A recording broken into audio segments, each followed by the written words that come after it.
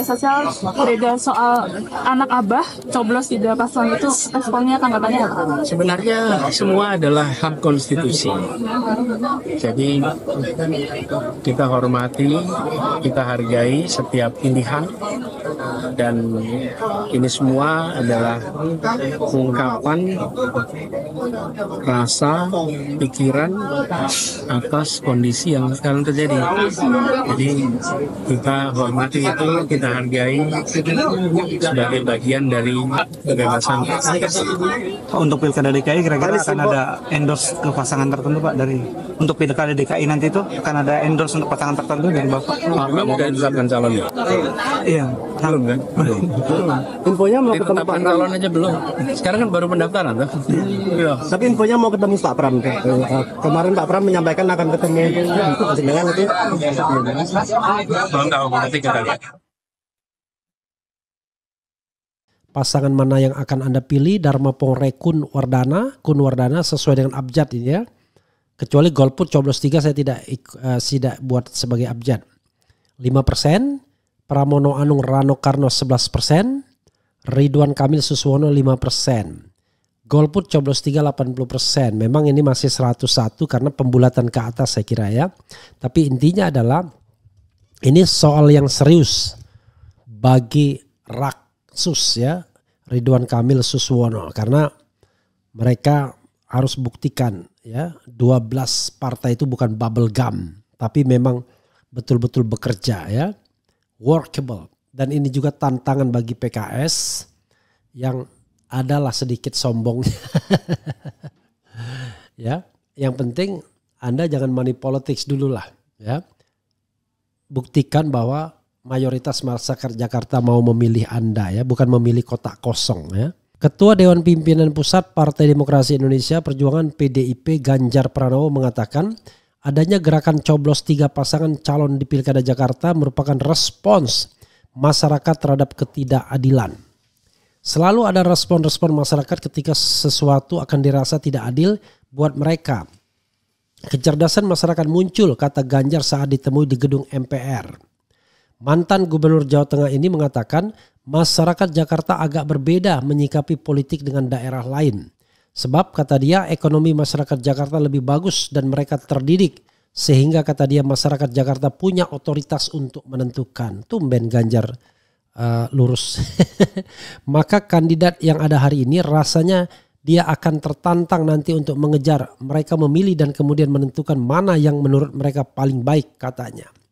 Ganjar mengatakan sebelumnya PDIP memang tidak bisa mengusung calon gubernur Jakarta. Akan tetapi putusan Mahkamah Konstitusi menentukan arah angin untuk PDIP. Begitu ada putusan MK kemudian bergairah, masyarakat bergairah, maka mereka merasakan rasa keadilan dan rasa politik dalam pilkada ini, ujarnya.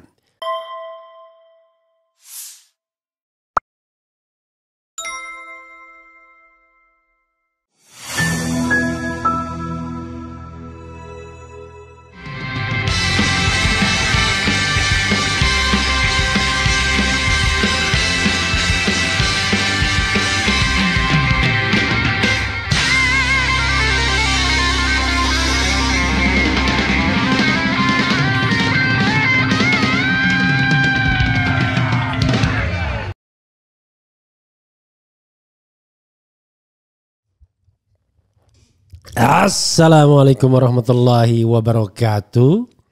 Sobat RH sekalian, jumpa lagi kita di channel yang keren ini. Keren cadas. Ya sobat RH sekalian, kita akan membahas satu fenomena yang terjadi di DKI.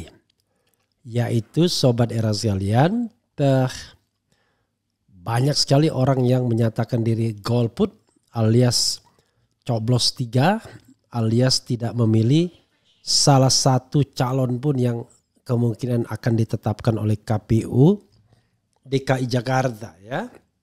Apakah itu pasangan Darmapongre Kunwardana, pasangan Pramono Anung Rano Karno maupun Ridwan Kamil dan Suswono ya. Jadi saudara sekalian, RH Channel ya berupaya membuat polling ya baru 3 jam ya sudah 36.000 kilo yang ikut polling ya, 80% pilih pasangan golput atau coblos 3, saya sengaja bikin begitu. Dan kelihatannya rayuan kepada pemilih pasti meningkat. Ya, jadi kalaupun menang, maka menang yang tidak legitimate ya. Dan itu dikaitkan dengan teman yang mengajukan judicial review ke Mahkamah Konstitusi. Kalau misalnya kotak kosong menang atau tingkat partisipasi publik itu di bawah 50%, maka diharapkan bisa ada pilkada ulang ya. Nah itu bentuk perlawanan masyarakat. Sekali lagi perlawanan. Seperti yang saya katakan, kita berusaha melawan ketidakbenaran ya. Mereka yang merusak demokrasi, tetapi tentu hasilnya diserahkan kepada yang maha kuasa ya. Dan betul-betul yang maha kuasa ya, bukan yang sok kuasa. Jadi saudara sekalian, rekan wakil Kamal mengajukan judicial review untuk adanya kotak kosong. Tapi saya bilang tidak hanya kotak kosong tapi juga tingkat partisipasi. Mana yang dikabulkan? Apakah tingkat partisipasi ataukah kotak kosong? Itu menjadi penting nanti untuk gerakan selanjutnya. Bagaimana kemudian kita memprotes kekuasaan yang congkak, yang pongah, yang membeli semua partai politik, yang tidak fair, yang takut bersaing, ya, yang sonto, gitu ya, saudara sekalian. Jadi sekali lagi saya masih buka pollingnya, tetapi polling 3 jam belakangan ini adalah tadi ya 36.000 yang ikut polling, kemudian suaranya 80% yang memilih golput atau ya strip coblos 3. Sementara yang lainnya ya cuma mendapatkan 11% ya dan lain sebagainya. Begitu ya sobat RH sekalian. Nah, kenapa begitu? Ini ada 2 berita yang menarik untuk kita bahas ya. Oh, tapi kita bahas dulu kenapa kemudian alasan mereka lebih suka coblos tembus atau golput ya. Coba kita lihat. Nih ya, alasan mereka lebih suka golput atau coblos tembus. Nah ini, sekarang bukan lagi 36.000, sudah 38.000 karena memang tidak saya tutup pollingnya ya. Tetap komposisinya ya, sekarang sudah 38.000. Pasangan mana yang akan Anda pilih? Dharma Pongre Kun Wardana sesuai dengan abjad ini ya. Kecuali golput coblos 3 saya tidak buat sebagai abjad. 5%, Pramono Anung Rano Karno 11%, Ridwan Kamil Suswono 5%. Golput coblos 3 80%. Memang ini masih 101 karena pembulatan ke atas saya kira ya. Tapi intinya adalah ini soal yang serius bagi Raksus ya, Ridwan Kamil Suswono, karena mereka harus buktikan ya 12 partai itu bukan bubble gum tapi memang betul-betul bekerja ya, workable. Dan ini juga tantangan bagi PKS yang adalah sedikit sombongnya. Ya, yang penting Anda jangan money politics dulu lah ya. Buktikan bahwa mayoritas masyarakat Jakarta mau memilih Anda ya, bukan memilih kotak kosong ya. Coba kita lihat ya alasan mereka untuk memilih kotak kosong tersebut. Kenapa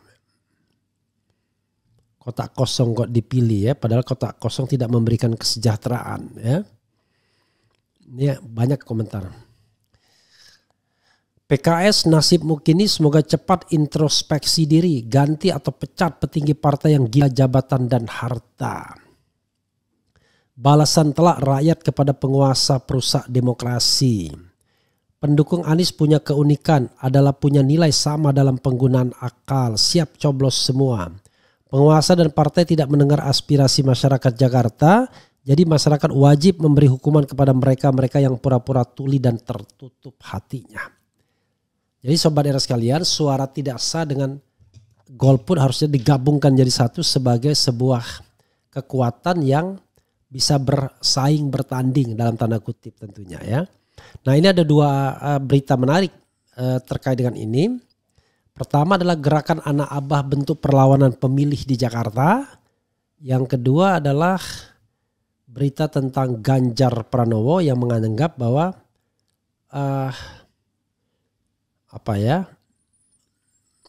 Ganjar Pranowo yang bilang ya kata Ganjar Pranowo sebut gerakan coblos 3 paslon Pilkada Jakarta imbas ada ketidakadilan. Coba kita bacakan dulu Ganjar ya. Ketua Dewan Pimpinan Pusat Partai Demokrasi Indonesia Perjuangan PDIP Ganjar Pranowo mengatakan adanya gerakan coblos 3 pasangan calon di Pilkada Jakarta merupakan respons masyarakat terhadap ketidakadilan. Selalu ada respon-respon masyarakat ketika sesuatu akan dirasa tidak adil buat mereka. Kecerdasan masyarakat muncul, kata Ganjar saat ditemui di gedung MPR. Mantan Gubernur Jawa Tengah ini mengatakan masyarakat Jakarta agak berbeda menyikapi politik dengan daerah lain. Sebab kata dia ekonomi masyarakat Jakarta lebih bagus dan mereka terdidik. Sehingga kata dia masyarakat Jakarta punya otoritas untuk menentukan. Tumben Ganjar lurus. Maka kandidat yang ada hari ini rasanya dia akan tertantang nanti untuk mengejar. Mereka memilih dan kemudian menentukan mana yang menurut mereka paling baik katanya. Ganjar mengatakan sebelumnya PDIP memang tidak bisa mengusung calon gubernur Jakarta. Akan tetapi putusan Mahkamah Konstitusi menentukan arah angin untuk PDIP. Begitu ada putusan MK kemudian bergairah, masyarakat bergairah, maka mereka merasakan rasa keadilan dan rasa politik dalam pilkada ini, ujarnya. Sebelumnya muncul gerakan media sosial anak abad tusuk 3 paslon di tengah persaingan 3 bakal pasangan calon gubernur dan wakil gubernur Jakarta. Pengajar hukum pemilu dari Universitas Indonesia Titi Anggraini menyatakan gerakan ini muncul karena terjadi praktik memborong tiket partai politik dan mengakibatkan keterputusan aspirasi pencalonan pada Pilkada 2024. Pada 2024 ditemukan karakter yang lebih khas dibandingkan 2015 sampai 2020 di mana sentralisasi pencalonan dan hegemoni pengurus pusat parpol melalui rekomendasi dari Dewan Pengurus Pusat DPP yang wajib itu membuat banyak ketidakpuasan di sejumlah daerah akibat adanya keterputusan aspirasi pencalonan. Kata Titi dalam diskusi webinar yang digelar The Constitutional Democracy Initiative atau CONSID. Dia mengatakan keterputusan aspirasi tersebut salah satunya tercermin dalam Pilkada Jakarta. Di Jakarta ada Anies Baswedan dan Ahok Basuki Cahayapurnama. Kok yang dicalonkan lain, apalagi diimpor dari gubernur provinsi sebelah. Nah itu yang menjadi problem katanya. Menurut Titi, akibat keterputusan aspirasi pencalonan tersebut dapat dirasakan secara langsung oleh masyarakat. Hal ini lanjut Titi menimbulkan ekspresi ketidakpuasan dengan adanya gerakan mencoblos semua kandidat paslon. Lalu anak abah ya. Gerakan anak abah bentuk perlawanan pemilih di Jakarta. Republik Merdeka pasca Anies Baswedan dijegal untuk berkompetisi di Pilkada Jakarta 2024, kini muncul isu gerakan anak abah tusuk 3 pasangan calon. Anak abah merupakan sebutan bagi pendukung mantan Gubernur Jakarta Anies Baswedan. Sebutan itu ramai digunakan di media sosial khususnya pada Pilpres 2024. Juru bicara Anies Sahrin Hamid merespons gerakan anak abah yaitu tidak datang ke TPS atau mencoblos semua sehingga suara tidak sah. Sahrin menilai wajar fenomena gerakan anak abah sebagai sebuah gerakan perlawanan terhadap keputusan elit yang tidak aspiratif serta tidak mengakomodir suara dan aspirasi masyarakat yang sebagian besar mendukung Anies Baswedan. Memilih adalah hak konstitusional warga negara untuk menentukan pemimpinnya, tulis akun X Sahrin Hamid yang dilihat redaksi. Kata Sahrin, apabila di kertas suara tidak terdapat figur yang diinginkan untuk dipilih atau hanyalah berisi sosok figur yang tidak sesuai dengan aspirasinya, maka selayaknya hak dapat digunakan atau tidak digunakan. Dan itu dijamin oleh konstitusi, tegas Sahrin ya. Sekali lagi ya, KPU jangan sonto ya. Kenapa? Karena kalau sonto maka kemudian justru akan menghalangi hak orang untuk menyatakan aspirasinya. Aspirasi untuk tidak memilih itu adalah aspirasi politik yang harus dicermati, yang harus dihargai. Kecuali kalau tiba-tiba mengancam. Nah, kalau mengancam tak boleh ya. Tapi kalau tidak mengancam ya nggak ada masalah ya. Jadi saudara sekalian, itu yang harus kita pahami ya. Jangan sampai kemudian masyarakat yang punya aspirasi yang berbeda kemudian dikriminalisasi. Kalau urusan KPU urusan teknis, urusan bahwa dia harus melakukan sosialisasi sebaik-baiknya ya, voter informations agar orang memilih. Tapi kalau orang sudah terinformasi dan menyatakan atau kemudian memutuskan tidak memilih, itu bukan urusannya KPU. Justru KPU akan dinilai berhasil kalau orang memilih tidak karena didorong oleh money politik atau mobilisasi, tapi dengan kesadaran sendiri. Begitu sobat era sekalian ya.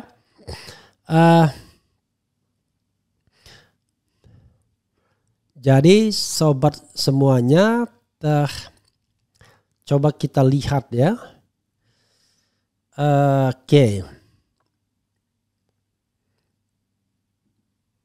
Coba kita lihat komentar sobat RH sekalian terkait dengan isu ini ya. Luar biasa nih gerakan anak abah, dan juga terus isi pollingnya ya. Silakan juga Pak masing-masing pasangan kalau mau mengisi pollingnya ya. Nanti kalau 100.000 akan saya umumkan kembali ya. Bagaimana posisi terakhirnya ya. Silakan dimobilisasi, kuat-kuatan mobilisasi ya. Kalau memang pendukungnya solid. Tapi kalau pendukungnya tidak solid ya tidak ada gunanya mobilisasi ya. Itu sobat era sekalian. Oh iya, saya mau membacakan. Nggak bisa pakai kacamata hitam. Kita lihat saja nanti. Coba kita bacakan ya sobat era sekalian. Assalamualaikum Bang Refli, selamat pagi. Semoga tetap istiqomah. Insyaallah ya. Kita ganti kacamata dulu ya. Keren cadas. Hadir. Good morning panutan. Thank you very much ya. Kegagalan KPU sosialisasi misalkan suara tidak sah atau golput lebih banyak daripada pemilih. Ya itu tidak gagal dia, kecuali kalau pemilih itu tidak datang karena soal teknis ya. Kemudian coblos semua golput simbol X sudah tidak percaya partai.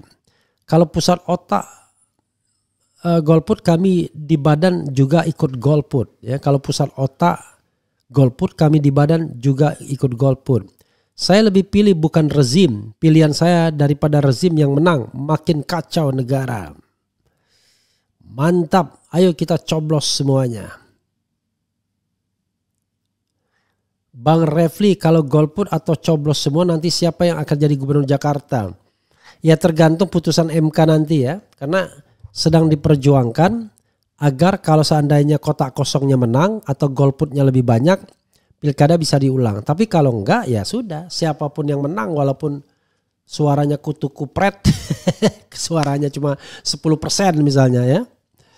Dalam konteks tadi yang menang ya Pramono Rano Karno, tetapi sekali lagi sedang diupayakan agar kalau seandainya tingkat golputnya di atas 50%, kotak kosongnya di atas 50%, kalau memang diperbolehkan, maka akan terjadi yang namanya pilkada ulang ya. Menurut Bang Refli Harun, apa yang harus dilakukan Anies saat hari pencoblosan? Datang ke TPS atau tidak datang ke TPS? Tidak datang ke TPS. Kalau dia datang ke TPS nanti orang lihat ya. Bang, ajukan membolehkan kota alternatif ke MK. Sudah diajukan ya. Saya ikut coblos semuanya. Usul untuk yang datang ke TPS pilih golput pakai kaos atau kemeja putih biar kelihatan mayoritas golputnya. Bagus juga ya. Ya, pakai kaos atau kemeja putih ya. Yang mau golput pakai kaos atau kemeja putih ya. Celana terserah. Nanti kalau pakai celana putih juga dipikir Roma Irama ya. Saya warga DKI akan pilih ketiga paslon. Jadi saya warga DKI akan pilih ketiga paslon. Ya. Kalau Refli Harun dan anak istri akan golput atau pilih semua paslon, belum saya tentukan. Tergantung nanti gerakan kita sama-sama. Ya, apakah gerakannya golput atau gerakannya pilih ketiga calon. Goodbye PKS, keren jadas. Dicari R. King yang kabur dari Jawa Barat, katanya ada di DKI. Bang Refli, mohon suruh pulang, memalukan. Gubernur Jakarta cuannya lumayan banyak. Ya. Ayo pendukung Pak Anies coblos semua. Bung Refli, KPU belum lama ini infokan di stasiun TV bagi yang mengajak golput bisa dikenakan pidana. Apakah benar ada undang-undangnya? Jadi sobat era sekalian ya, yang tidak boleh itu adalah memaksa orang lain. Tapi kalau menyatakan aspirasi politik, kenapa tidak boleh? Makanya saya kira Pak KPU itu, maksud pasal itu tentu orang yang memaksa. Tapi kalau beraspirasi itu nggak ada masalah. Aspirasi yang nggak boleh itu memaksa. Apa-apa nggak boleh memaksa. Apa bedanya? Ya kan? Misalnya orang kampanye kotak kosong dengan kampanye calon kan sama. Milih kotak kosong itu kan golput artinya. Gimana nih kawan kita ini ya? Gitu. Nanti nggak boleh kampanye kotak kosong, kan boleh. Apa bedanya golput sama kotak kosong, kan sama. Imbauan setelah selesai menyoblos 3 pasang calon, warga keluar rumah penuhi jalanan lingkungan dan jalan raya dengan membawa spanduk Anies Rashid Baswedan, gubernur pilihan kami. Bang, kenapa akun Fufu Fafa tidak menyenggol Abah Anies Baswedan? Kayaknya ada ya. Ya. Jangan lupa 2014 itu Abah Anies bagian dari tim Jokowi, kan begitu. 2019 dia tidak aktif karena dia menjadi gubernur DKI. Makanya dia tidak disenggol, karena yang disenggol itu orang yang terlibat dalam Pilpres 2014-2019 ya, terutama yang berseberangan. Gubernur Jakarta Kang Emil, Bang Pramono suruh Pak Mulyono teken bansos dan BLT lagi kayak Pilpres kemarin. Saya lebih baik memilih orang yang tidak didukung rezim. 30% golput, 40% coblos semua, biarkan 3 pasangan berbagi 25% suara sah. Sita Okta, itu artinya KPU nggak paham undang-undang ya. Jelas kotak kosong golput itu bagian hak politik kita. Mereka nggak pantas menghukum orang memilih tersebut karena bentuk kekecewaan masyarakat. Iya, gimana? Coba bayangkan. Gubernur Jakarta, rakyat menang joblos semua calon lawan pecundang politik kotor. Kemudian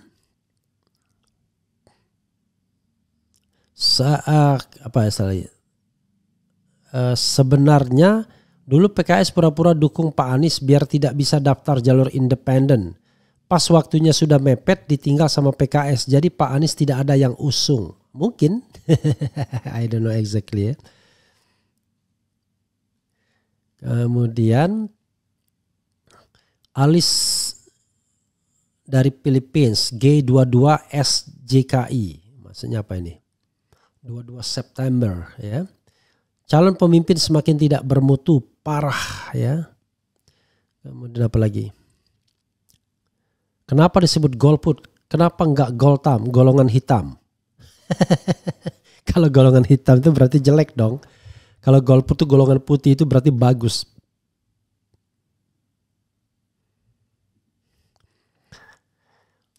Refli Harun, logo-logo yang di kanan atas itu apakah perusahaan atau organisasi milik Pak RH?